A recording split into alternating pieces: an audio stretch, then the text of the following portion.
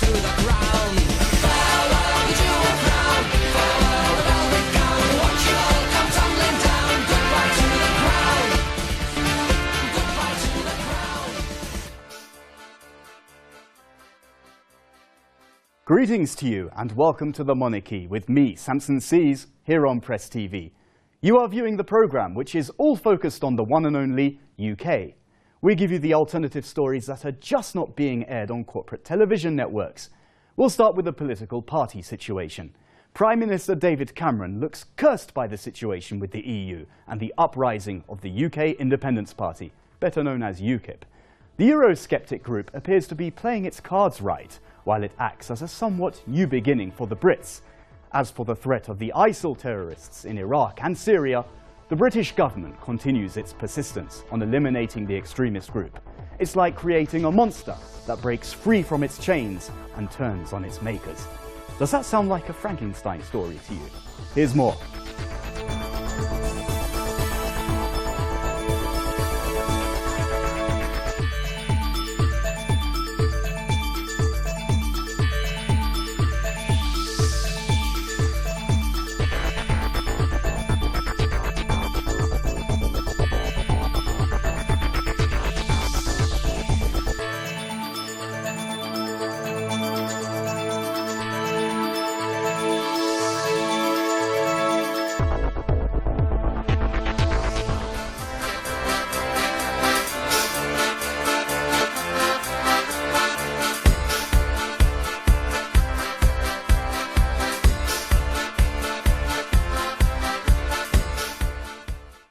The so-called threat of ISIL is a montage of so many other recent Western scripted tragedies: Afghanistan, Iraq and Libya. The same lies and fabrications, the same horror and suffering, and the same Western criminals posing as heroes. As the British Prime Minister David Cameron addressed the Australian Parliament, he announced tough new measures to tackle what he called the Islamic extremist British fighters. Successive governments have come to the view, and I agree with the view, that when you're facing an existential challenge, and a challenge as great as the one we face with these Islamist extremists, you need additional powers as well as simply the criminal law. And that's why we have these powers to take away someone's passport before they travel, to ban someone from travelling. And that's why we've added this additional power to temporarily exclude someone from coming back into the UK. It creates...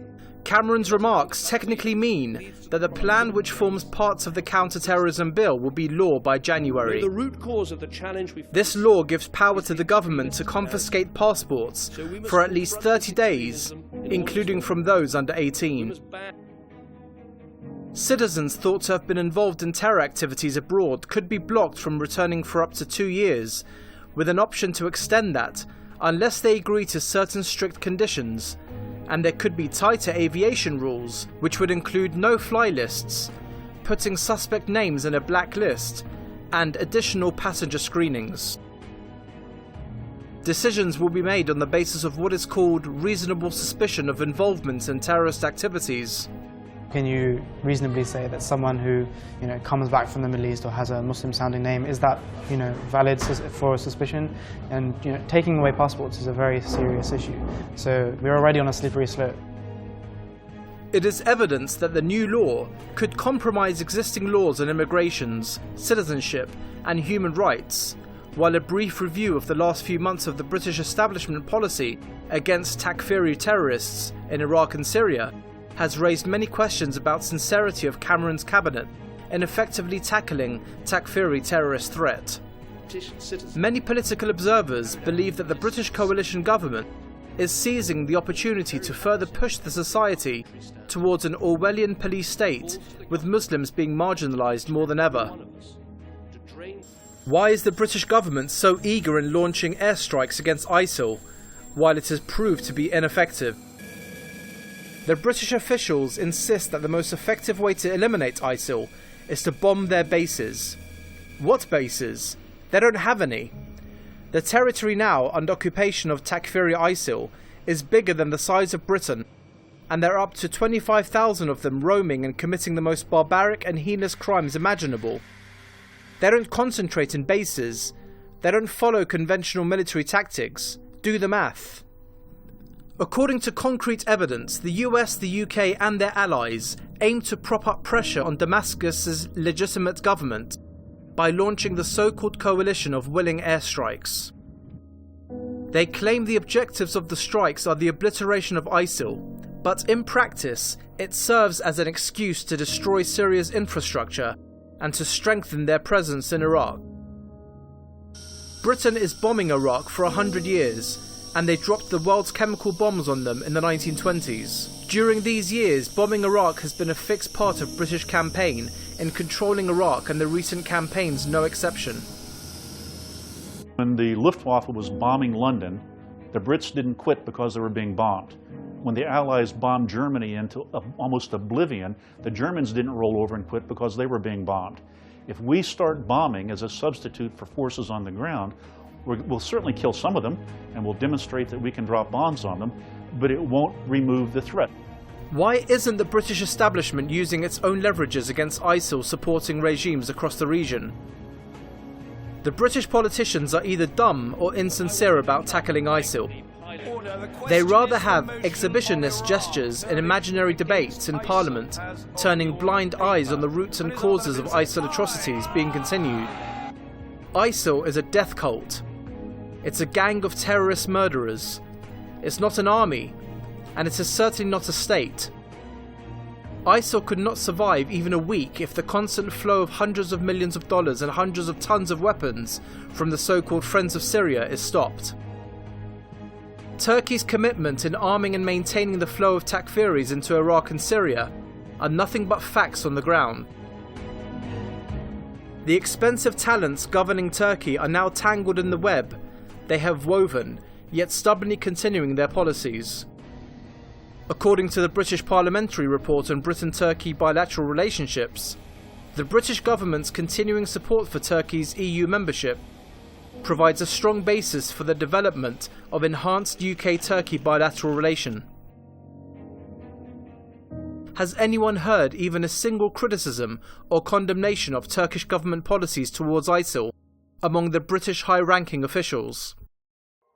The last people who should be returning to the scene of their past crimes in Syria and Iraq are British officials, yet they flagrantly form the coalition against ISIL with backward Persian Gulf petty tyrants.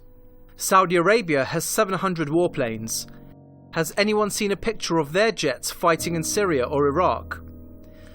Yet it is a bare truth that Saudi Arabia is the nest of which ISIL and other Takfiri terrorists around the globe are coming from. Is there even a trace of British officials being at odds with backward Saudi, Emirati or Qatari ruler when it comes to Syria? The UK knows where the problems are. It knows where the ideological backing for some of the extremist groups is coming from. It knows the nefarious roles that Saudi Arabia and Turkey are playing in strengthening ISIS and other jihadi groups.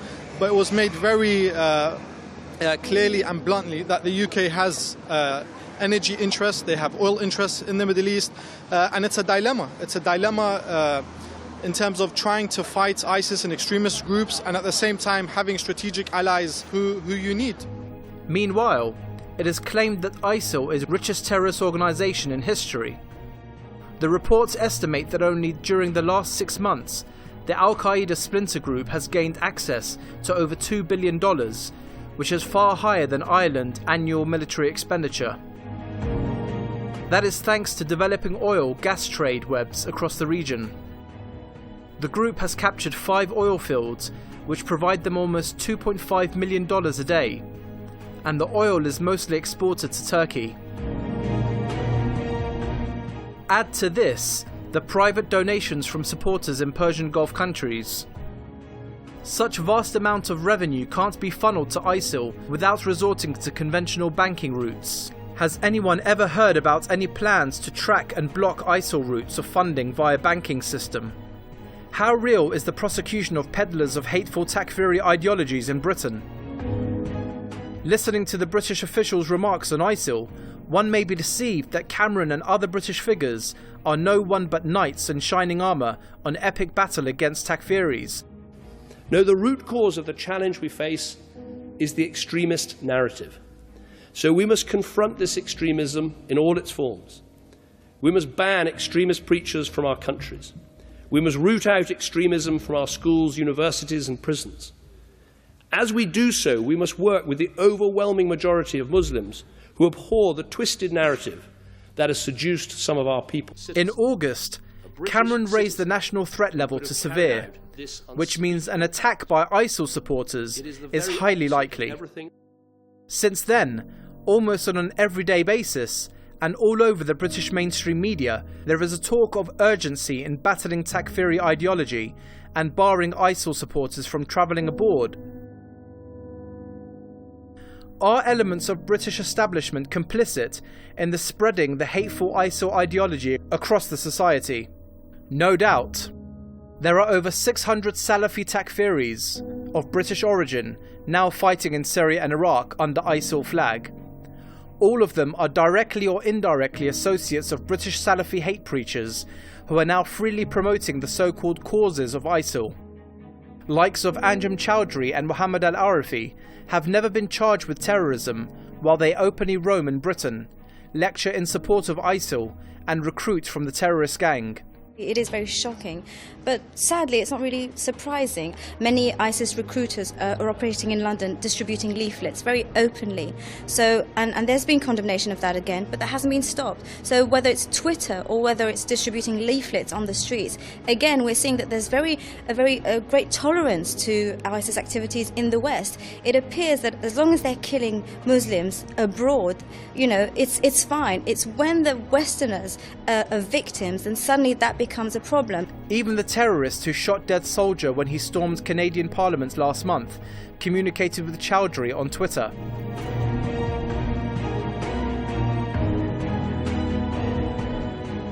It was early in November when another proof of Britain complicity in channeling terrorists to Syria emerged. Abu Rumaysa, a notorious British ISIL terrorist, skipped Britain and shortly after was seen in Syria. Prior to his travel, British police had detained him, asked him a few questions, and then let him loose.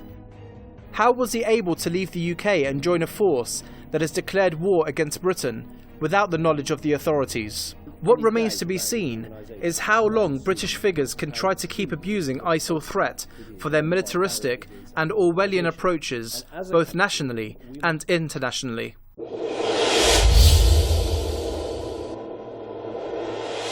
November, the month associated with Halloween and spooky forces, appears to be presenting British Prime Minister David Cameron with a nightmare that could end up resulting in his head rolling as leader of the Conservative Party. A month of misery is how the staunchly pro-Conservative Daily Telegraph forecast the coming weeks for the hapless Cameron. The British Premier warned yet again that Britain could quit membership of the European Union, ostensibly over the EU's lax controls on immigration. A populist British theme is that the United Kingdom is being inundated with foreign nationals who are consuming public spending funds and pinching jobs from Britons. By appearing to get tough on immigration, Cameron is betting that that will play well with voters. But by engaging in demagogic rhetoric, the Tory leader may end up fanning even more support for the more extreme right-wing UK Independence Party at the expense of his own party and his leadership. Earlier this month saw a minister resigning from Cameron's coalition government with junior partner the Liberal Democrats. Such is the bad blood between the ruling partners that the resigning minister Norman Baker didn't even give notice of stepping down to his boss, the Home Secretary Theresa May.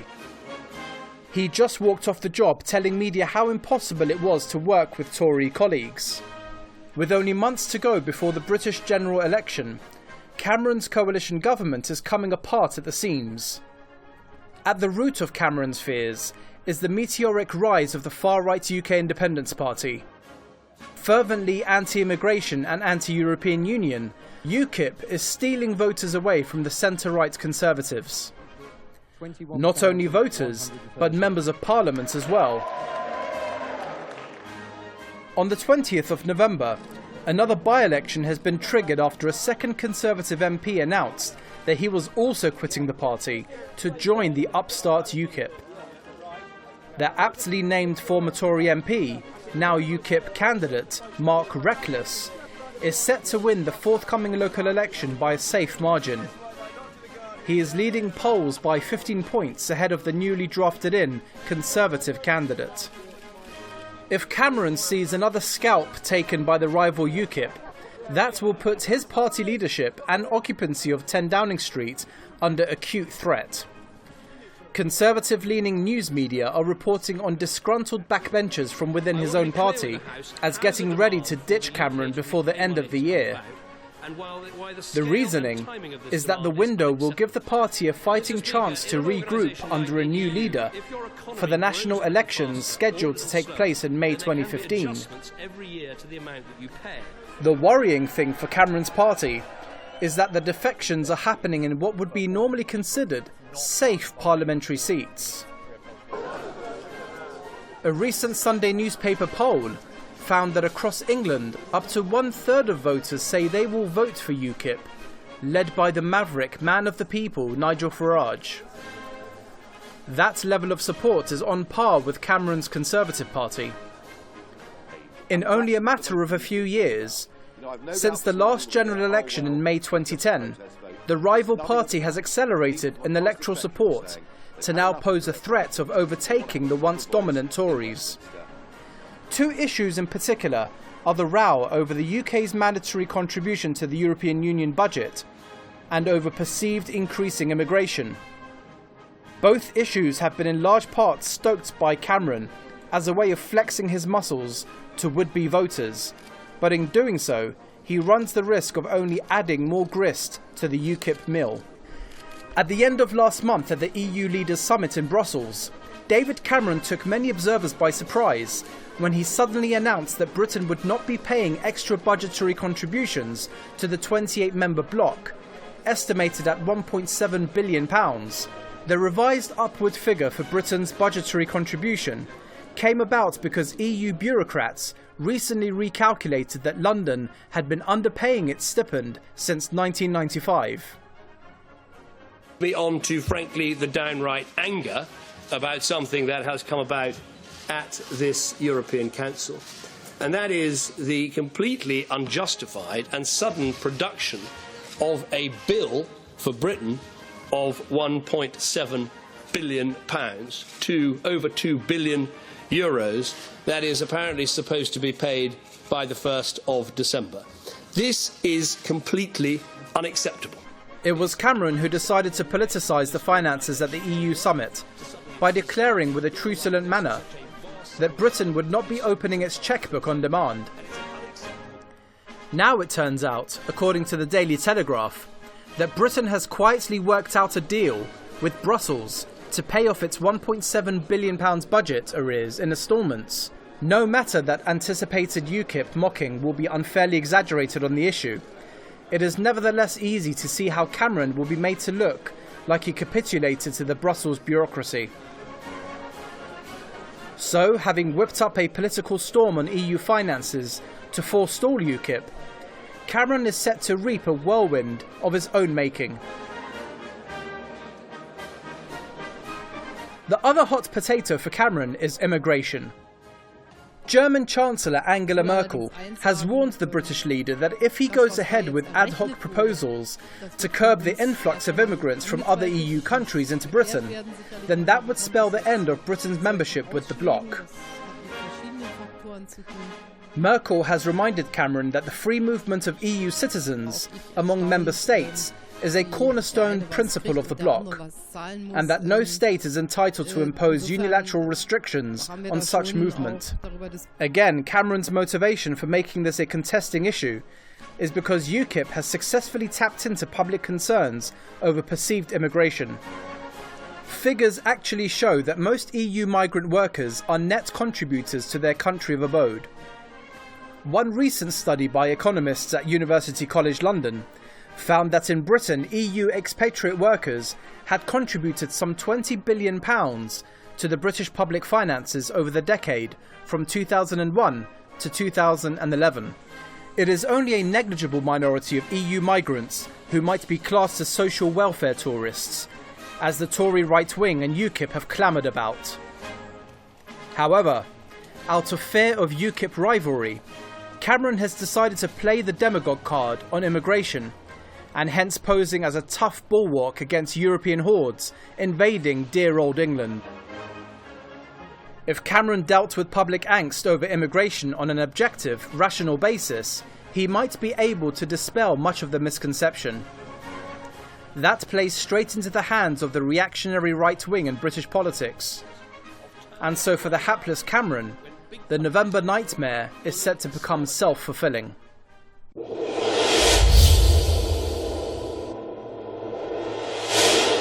To take these discussions further, do not hesitate to contact us, whatever you do.